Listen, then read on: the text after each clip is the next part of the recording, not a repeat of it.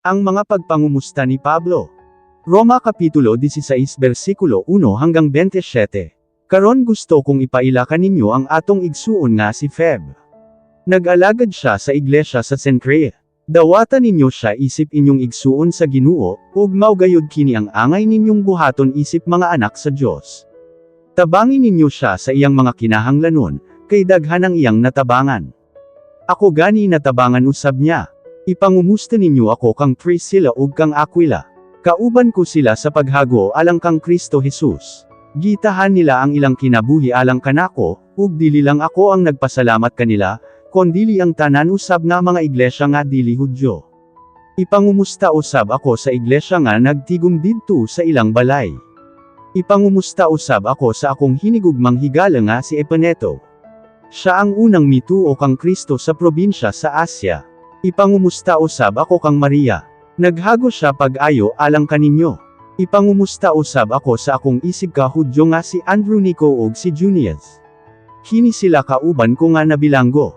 Nailhan sila sa mga apostoles, ug una pa sila kanako nga nahimong Kristohanon.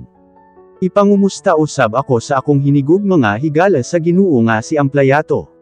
Ipangumusta usab ako kang Urbano nga atong kauban nga katabang sa pag-alagad kang Kristo, ug sa akong hinigugmang higala nga si Estequis. Kumusta usab kang Apiles? Bisan daghan ang iyang naagian nga mga pag-antos, wala gayud siya motalikod kang Kristo. Kumusta usab sa panimalay ni Aristobulo, kang Herodion nga akong isig ka Hudyo, ug sa mga anaa sa Ginoo sa panimalay ni Narciso. Ipangumusta usab ako kang Tryphena ug kang Tryphosa. Sila kugihan nga mga alagad sa Ginoo. Kumusta usab sa atong hinigugma nga higala nga si Persida. Daghan ang iyang nabuhat alang sa Ginoo. Kumusta usab kang Rufo? Kini siya inila nga alagad sa Ginoo. Kumusta usab sa iyang inahan? Ang pagtagad niya kanako sama gayud sa o sa kaanak. Kumusta usab kanila ni Asincrito, Phlegunti, Hermes, Patrobas, Hermas, ug sa tanang mga igsuon kang Kristo nga kauban nila. Kumusta kanila ni Filologo, Julia, Nereo, ug sa iyang igsuon nga babayi, kang Olimpas, ug sa tanang katawhan sa Dios nga kauban nila. Pagkumustahay kamo isip managsuon kang Kristo. Ang tanang mga iglesia nga iya ni Kristo nangumusta diha kaninyo.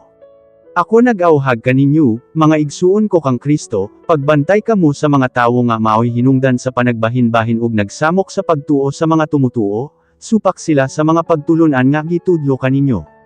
Busali kayi ninyo sila.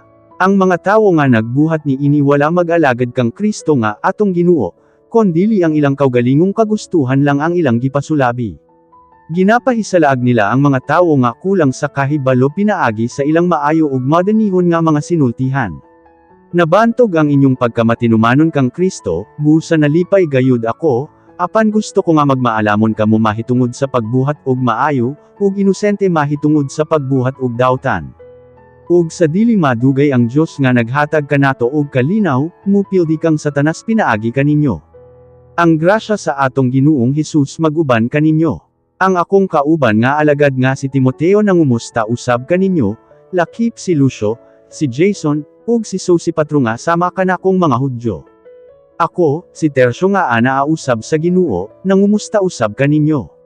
Ako ang nagsulat ni ining sulat nga gidikta ni Pablo. Si Gayo nangumusta usab kaninyo.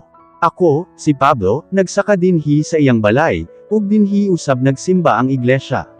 Nangumusta usab kaninyo si Erasto nga nagtipig sa panudlanan sa syudad ug ang atong igsuon nga si Quarto.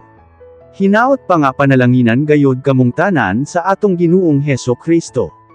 Amen. Dayigon ta ang Dios nga makapalig-on kaninyo sumala sa maayong balita mahitungod kang Hesukristo nga akong giinawali kaninyo. Ang maayong balita dugay na nga gitago, apan karon ginasugilon na kini sa tanang mga tawo pinaagi sa mga sinulat sa mga propeta sumala sa sugo sa walay katapusan nga Dios, aron ang tanan motuo ug mutuman kang Kristo. Ug gipahibalo usab kini kaniadto.